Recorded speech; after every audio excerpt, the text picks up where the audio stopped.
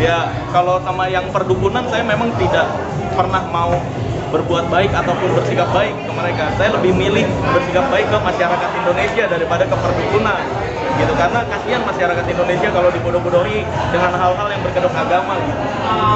Tapi dari segi dunia hiburan sendiri kan bisa dilihat ya, terjun di dunia hiburan nih, khusus hiburan ya. Kita nggak bicara pertunjukan atau magic atau apa gitu. Nah, ada tanggapan juga dari satu pengikut bahwa sebagai lu yang baru terjun di dunia hiburan juga tidak memiliki attitude untuk menghormati yang lain. Seperti apa? Ya, tahu saya sih di dunia hiburan saya sangat menghormati para penghibur ya. Tapi kan yang saya serang kan perdukunan doang. Jadi kalau dibilang saya nggak punya attitude ke perdukunan, saya rasa perdukunan lebih nggak punya attitude kepada masyarakat Indonesia. Karena dengan teganya mau bodoh-bodohi masyarakat Indonesia dengan konten-konten tarung sakti sama dukun lah. Ya padahal itu bohong-bohongan dan kedoknya agama. Ini paling nggak punya attitude menurut saya mereka-mereka ini. Karena mencemarkan nama baik agama gitu. Ya, tapi untuk laporan terakhir di Polres Depok seperti apa? Saya belum dapat Kan apa-apa. kemarin dipanggil kan katanya? Oh, kalau yang dipanggil nama siapa tuh? Agustiar bin Ismail, saya juga nggak kenal itu siapa, dan masih berjalan sih, belum tahu juga proses ke depannya kayak gimana. Yang di Polda pun belum ada panggilan juga ya, Sel, setelah dia melapor ke Jinituan. Belum ada itu. Saya berharap kalau ada panggilan, wah sangat pasti datang lah Pak. Sel mengawali karir dengan membongkar praktek perdukunan dan pada akhirnya lo terjerumus dilaporin oleh mereka-mereka. Gimana sih, Sel? Mengawali karir sebenarnya di dunia magic, memang saya nggak di perdukunan. Membongkar rahasia perdukunan itu dari tahun 2016, sedangkan karir saya itu dari tahun 2014 sebenarnya. Jadi kalau terkenal atau dikenal karena membongkar rahasia perdukunan itu alhamdulillah, karena banyak masyarakat Indonesia yang mulai teredukasi agar tidak mudah dibodoh-bodohi dengan hal-hal yang semacam itu. Tapi ujung-ujungnya dilaporin, Sel. Ujung-ujungnya dilaporin nggak apa-apa, kan nanti proses hukum juga terlihat, karena di hukum Indonesia juga perdukunan dilarang di pasal 545, 546 dan 547. Penjualan jimat itu nggak boleh. Terus juga membawa jimat, menjadikan ramalan sebagai sumber uang itu nggak boleh di pasal 545, 546, 547. Dan Indonesia pun tidak setuju terhadap dunia perdukunan. Di agama juga tidak setuju terhadap dunia perdukunan. Kalau masalah saya dilaporin mah, ya setiap orang punya haknya masing-masing untuk membuat laporan. Tapi bagi saya mereka-mereka ini pengecut. Kalau memang berani, ya udah pembuktian aja lah. Katanya bisa serangan spiritual. Katanya dulu pas Palestina diserang sama Israel, ya ngirimin serangan spiritual. Kok ke saya mana nih serangan spiritualnya? Dari tahun 2016 ya, saya diancam santet, diancam guna-guna. Saya selalu jawab, ya udah ditunggu ya. Jangan segan-segan buat guna-guna saya pengen tahu nih, disantet dong, guna-guna dong gitu. Berarti belum Kan? ada. Ya memang tidak ada. Memang tidak ada. Karena saya tahu rahasianya semuanya gitu. Tapi saya bicara sulap sendiri, itu kan juga sebuah trik yang juga membohongi orang. Ya, bukan hanya sulap, tapi semua hiburan adalah bohongan, tapi tidak menipu. Kayak contohnya bioskop, Spider-Man bohongan kan? Spider-Man bohongan, Superman bohongan kan? Pemain film itu bohong-bohongan juga tuh nangisnya. Kalau dia meninggal ya bohongan di film. Terus juga kayak penyanyi juga bohongan. Dia lagi happy-happy aja tapi nyanyinya lagu sedih sampai nangis-nangis, itu kan bohongan juga. Terus juga kayak misalkan pelawak juga bohongan. Kayak pura-pura keinjak buat diketawain. Jadi intinya semua hiburan itu bohongan. Yang saya kritisi adalah yang menggunakan hiburan ini untuk penipuan.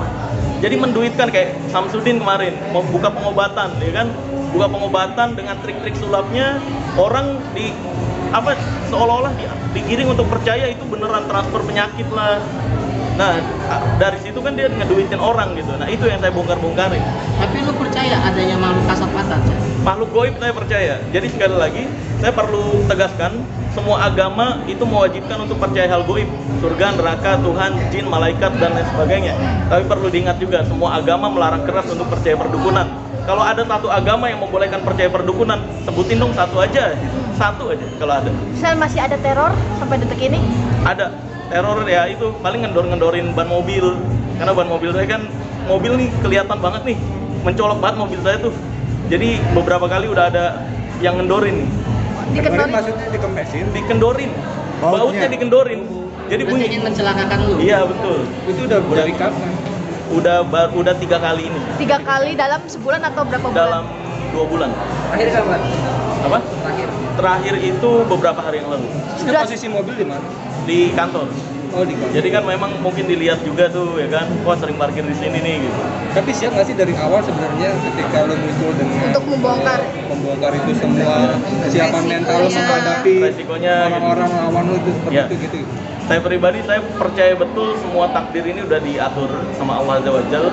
Jadi saya percaya ketika ada orang, sekelompok orang, di Islam tuh diajarkan, kalau ada sekelompok orang ingin berusaha untuk memuji-muji kita, untuk meninggikan kita, kalau Allah tidak ingin meninggikan kita, maka nggak bisa. Begitupun kalau ada sekelompok orang yang ingin menghina atau menghancurkan kita atau mencelakai kita, ketika Allah tidak ingin dia celaka, maka tidak akan celaka. Jadi totalitas saya nggak ada ketakutan sama sekali. Nggak ada rasa takut sama sekali kan, artinya kan ini kan membahayakan nyawa lo ya, apalagi untuk mobil ya, kendaraan yang biasa lo Oh iya, pakai.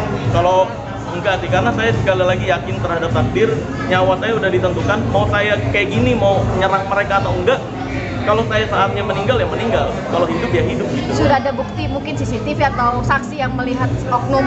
Nah, sayangnya di kantor saya sebenarnya ada CCTV, cuma kemarin lagi ada pembangunan, jadi CCTV-nya lagi rusak pada saat itu. Itu sayang banget, jadi nggak ketahuan juga tuh. Tadinya mau dicek juga. Saya banyak statement dari mereka jika lu membongkar itu membuat rezeki mereka tidak ada atau turun. Itu bagaimana sih? Ya memang betul, karena memang polisi juga kalau saya dibilang menghentikan rezeki mereka perdukunan, ya memang seharusnya penipu itu ya nggak boleh sampai menipu masyarakat Indonesia. Kalau saya dibilang menghentikan rezeki, polisi juga menghentikan rezeki maling, rampok, menghentikan rezeki begal, bandar narkoba dan lain sebagainya kan. Ya kan? Jadi kalau saya dibilang menghentikan rezeki, ya memang betul menghentikan rezeki penipu. Iya benar. Tapi ada rencana untuk bertemu atau mediasi? Sangat, ayo. Mereka berani nggak? Masalahnya. Kayak yang siapa tadi yang ngelaporin saya tuh, ya kayak misalkan itulah, ya BHR. BHR kan pernah ketemu, katanya mau pembuktian jin masuk botol. Pas ketemu, saya suruh ya udahlah, masukin jin masuk botol gitulah. Masukin jinnya ke dalam botol. Kalau emang beneran jinnya bisa masuk ke dalam botol, kalau bisa dioplos dong, saya mau mabok jin. Saya gituin ngamuk malah. Aneh. Kalau emang pembuktian ya udah masukin jin ke dalam botol. Katanya kalau misalkan dibuka kesurupan, saya berharapnya saya buka kesurupan gitu. Tapi nggak takutnya dengan teror-teror kayak gitu ya, kayak upaya teror melalui santet dan apalah gitu, nggak takut sama sekali ya? Kalau itu pembuktian aja, kalau emang, bahkan saya nantangin kok, pembuktian aja kalau emang santet bisa membuktikan guna-guna gitu, santet atau apapun yang serangan goib kayak gitu, ayolah pembuktian aja lah gitu. Misalnya ketemu saya nih kayak yang udah dilakukan di Malaysia kalau nggak salah beberapa waktu lalu, ada dukun yang ngotot bisa santet sama orang yang nantangin, duduk berdua kayak gini ya, terus ya udah ayo santet, dia ritual nyampe malam nggak kenapa-kenapa. Saya berharap di Indonesia ada dukun yang berani ketemu saya untuk pembuktian santet itu. Oke, Sal, terkait gue Dengar doang, selentingan kartanya diundur sampai Maret. Nah, ini banyak banget nih berita-berita yang bilang, wah pesulap merah yang ngebatalin.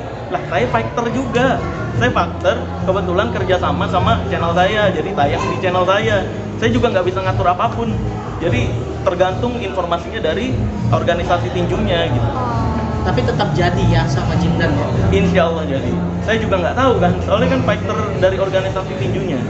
Saya cuma tayangnya di channel saya gitu. Sal, dengan banyaknya teror ban mobil tadi, Iya. Adakah pengen mengganti mobil sendiri? Oh, kemungkinan iya sih. Nanti akan ada dari mobil yang lebih aman. Itu udah disaranin sama banyak tim sih. Kayaknya perlu ada mobil baru deh. Nggak ngeganti, itu nggak mungkin saya jual karena historinya luar biasa. Paling saya tambahin lagi mobil. Oke, thank you saya. Iya, sama-sama. Sehat terus semua.